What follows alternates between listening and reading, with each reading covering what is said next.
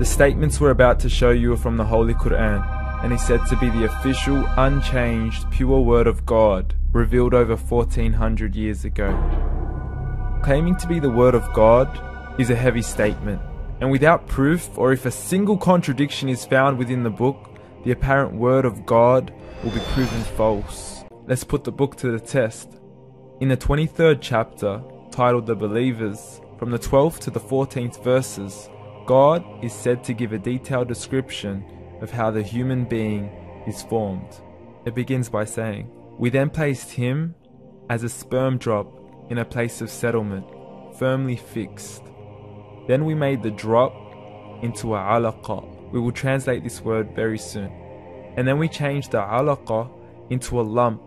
Then we made out of that lump into bones. And then we clothed the bones with flesh. Then we caused him to grow and come into being and attain the definitive human form." In the 21st century, we can now safely say that this verse is clearly describing the process of human development in correct chronological order. However, what we should be paying attention to in particular is the second stage, referring to the development of the embryo. The specific word used to describe the embryo in this verse is the word alaqa. The word alaqa, when translated into English, can mean three separate things. Firstly, a blood clot, or to be suspended, that is to be hanging or clinging to something, or thirdly and finally, a leech. So, why are these words used, and what significance do they share with the human embryo? Can the embryo be described as a blood clot? Well, what do you think? In the 3rd week of embryonic development, a tubular heart joins with the blood vessels to form a primordial cardiovascular system, and by the end of the 3rd week, the blood is circulating and the heart begins to beat on day 21. The first thing that comes to mind in regards to being suspended or hanging is the umbilical cord. But we can't use that example because we are simply referring to step 2, before the baby has even formed.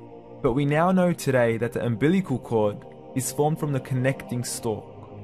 And the connecting stalk is formed as soon as the embryo is formed.